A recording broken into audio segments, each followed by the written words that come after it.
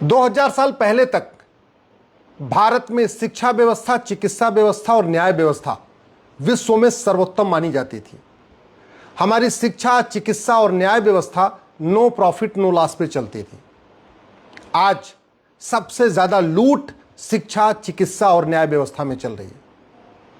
इस समय स्कूलों में एडमिशन हो रहे हैं, लूट चल रही है स्कूलों में।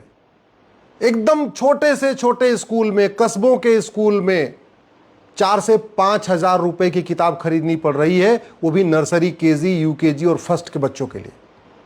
अगर थोड़ा सा बेटर स्कूल है, थोड़ा हायर चला गया, मिडिल क्लास का है, तो वहां 10 से 12 हजार रुपए में किताब मिल रही है, किताब का सेट मिल रहा है। और थोड़ा हायर क्लास में चला गया तो फिर तो 20 से 25 हजार रुपए लगता है किताब का। यूनिफॉर्म के नाम पे भी लूट चल रही है। छोटे स्कूलों में 4 से 5 हजार रुपए में यूनिफॉर्म सेट आ रहा है, थोड़ा और ऊपर जाते हैं तो 10 से 15 हजार रुपए लग रहा है यूनिफॉर्म का सेट, और हायर में चले गए तो 20 से 25 हजार रुपए। तो चाहे लोअर क्लास हो, चाहे मिडिल क्लास हो, चाहे अपर क्लास हो, सब लोग इस लूट से परेशान है।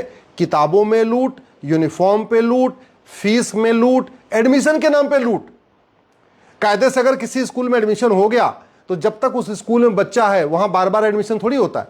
एडमिशन फी एक बार लगनी चाहिए, लेकिन स्कूल में हर साल एडमिशन फी लगती है। मतलब ये भी सरप्राइज की बात है। और ये सब कुछ शिक्षा विभाग को पता है, शिक्षा मंत्री को पता है, सरकार को पता है, शासन को पता है, कलेक्टर को पता है, सबको पता है। ये जो कोचिंग माफिया हैं, जो शिक्षा माफिया हैं, जो किताब माफिया है, ये जो स्कूल माफिया है, इन्होंने पूरे सिस्टम को हाईजैक कर लिया है और शासन प्रशासन देख के चुपचाप खड़ा है। आम जनता के पास कोई रास्ता नहीं है। जनता करे तो क्या करे। अगर थोड़ा सा कोई पेरेंट्स विरोध करता है तो उसको बेइज्जती करते, उसको दुत्कार के भगा देते। किताबों में निगोशिएट तक नहीं करते।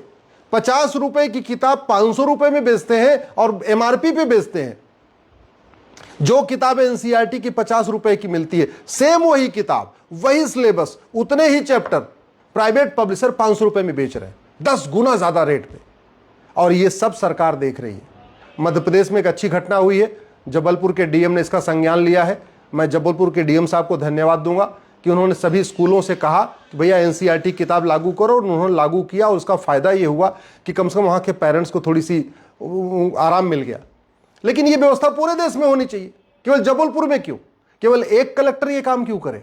ये काम तो शिक्षा मंत्रालय का है, ये काम केंद्रीय शिक्षा मंत्रालय का भी है और राज्यों के शिक्षा मंत्रियों का भी है कि वो सुनिश्चित करें कि ये प्राइवेट जो पब्लिशर हैं, जो माफिया बन चुके हैं, जो 10 रुपए की किताब 100 रुपए में बेच रहे हैं, इनकी दुकानें बंद हो। क्यों चाहिए प्राइवेट किताब?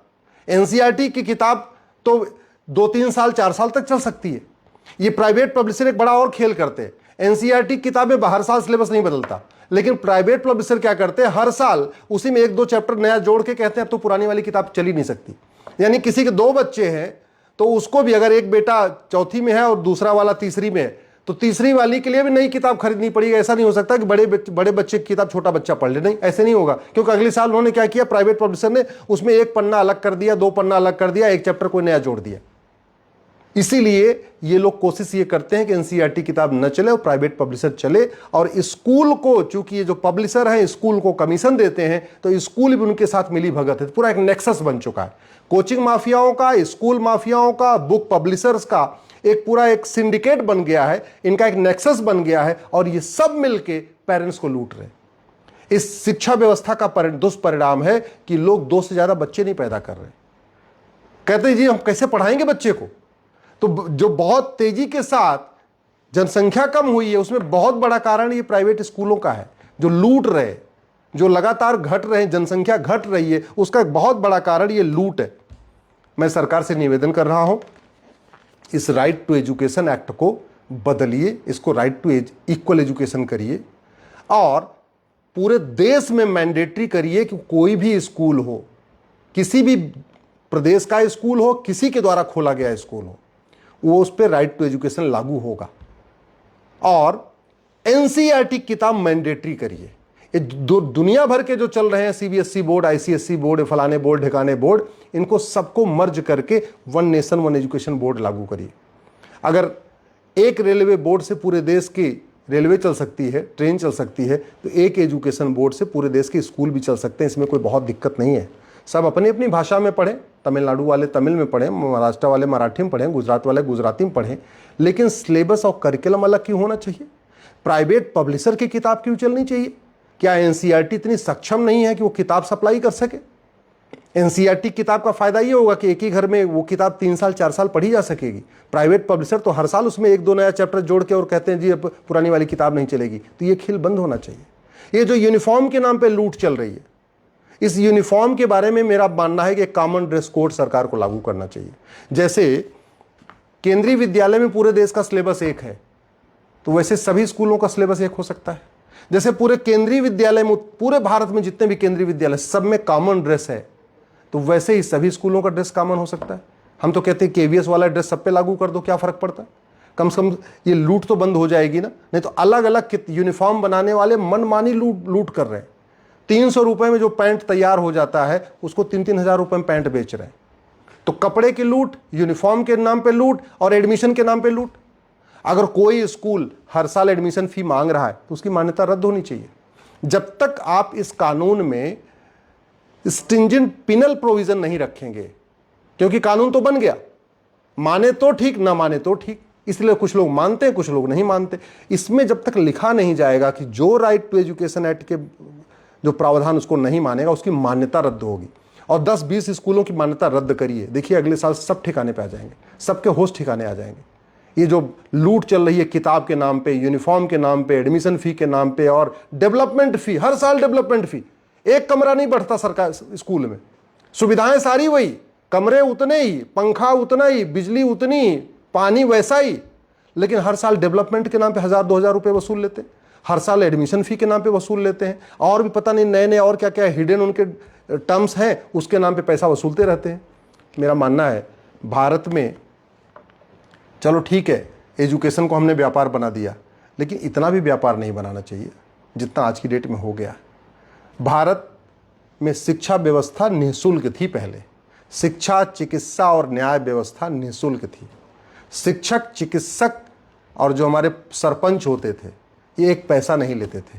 आज शिक्षक, चिकित्सक और हमारे जज मोटा पैसा वसूल रहे हैं। तो ये जो 3 व्यवस्था हमारी जो दुनिया की सर्वोत्तम थी, आज की डेट में वो गर्त में चली गई है। और इतना फीस होने के बाद भी पढ़ा क्या रहे हैं? कुछ नहीं पढ़ा रहे। परिवार व्यवस्था टूटती जा रही है, भारत के लोग भारत की संस्कृति भूलते जा रहे हैं, बच्चों के अंदर कोई संस्कार नहीं आ रहा है, माता पिता का सम्मान नहीं करते, आपस में परिवार के साथ मिलके नहीं रहते, जो पश्चिम का कल्चर बढ़ता जा रहा है। शिक्षा व्यवस्था ऐसा पढ़ाई जा रही है कि स्कूलों में फुहड़ फुहड़ डांस हो रहे, यम नियम सिखाया नहीं जा रहा है, अष्टांग योग सिखाया नहीं जा रहा है, इंद्रियों पर नियंत्रण सिखाया नहीं जा रहा है, माता पिता का सम्मान सिखाया नहीं जा रहा है, आपस में मिलजुल के रहना सिखाया नहीं जा रहा है, हमारे जो पूर्वज थे उनके बारे में सिखाया नहीं जा रहा है, हमारे जो ऋषि महर्षि थे उनके बारे में सिखाया नहीं जा रहा है। हाँ, सिखाया क्या जा रहा है? बाबर, हुमायूं, तुगलक, गजनी, गोरी। सिखाया क्या जा रहा है? फुहड़ फुहड़ डांस। स्कूल में कार्यक्रम होता है सांस्कृतिक, कहने का तो सांस्कृतिक कार्यक्रम होता है, और डांस होते हैं फुहड़, अश्लील गानों पे डांस हो रहा है। ये जो व्यवस्था इसलिए चल रही है क्योंकि हमने राइट टू एजुकेशन में स्ट्रिंजेंट पीनल व्यवस्था नहीं रखा कि भैया अगर आप ये करना है आपको और नहीं करोगे तो आपके ऊपर दंड पड़ेगा, आपकी मान्यता रद्द होगी। मान्यता रद्द नहीं होती, ऊपर से लेके नीचे तक पूरा खेल चल रहा है। और इसलिए चल रहा है कि ये जो एजुकेशन माफिया है ना, जो स्कूल माफिया हैं, जो किताब छापने वाले पब्लिशर हैं, ये चुनाव लड़ने में फंडिंग करते हैं। ये पॉलिटिकल पार्टियों को भी फंडिंग करते हैं, नेताओं को भी फंडिंग करते हैं। इसलिए सांसदों का भी मुंह सिला हुआ है, विधायकों का भी मुंह सिला हुआ है, सरकार का भी मुंह सिला हुआ है। सबसे बड़ी बात ये, समाजवादी लोगों का मुंह सिला हुआ है। लोहिया जी पूरी जिंदगी एक ही बात कहते कहते चले गए कि पूरी भारत में समान शिक्षा होनी चाहिए, लेकिन समाजवाद की बात करने वाले समाजवादी भी नहीं कहते कि हाँ भारत में समान शिक्षा होनी चाहिए। बाबा साहब अंबेडकर कह रहे थे दलितों का उत्थान तब होगा जब मंत्री और संतरी की बच्चे की किताब एक होगी। बाबा साहब अंबेडकर कहते थे दलितों का उत्थान तब होगा जब मजदूर और मालिक की बच्चे की किताब एक होगी। वो तभी हो सकती है जब समान शिक्षा हो। लेकिन बाबा साहब के नाम पे सांसद विधायक बनने वाले, बाबा साहब को माला चढ़ाने वाले भी कभी समान शिक्षा की बात नहीं करते। मैंने PIL फाइल किया हुआ है, कोर्ट में मैटर चल रहा है। मैं कह रहा हूँ राइट टू एजुकेशन को राइट टू इक्वल एजुकेशन बनाइए, 1 नेशन 1 एजुकेशन बोर्ड लागू करिए, 1 नेशन 1 सिलेबस लागू करिए। जो प्राइवेट पब्लिशर हैं इनकी दुकानें बंद करिए। भारत में NCERT की किताब मैंडेटरी करिए। बच्चों पे बोझ भी कम होगा, स्कूल का जो बैग है उस बैग का वजन भी कम होगा, और पेरेंट्स को जो जेब काटी जा रही है उस जेब को भी थोड़ा लाभ मिलेगा।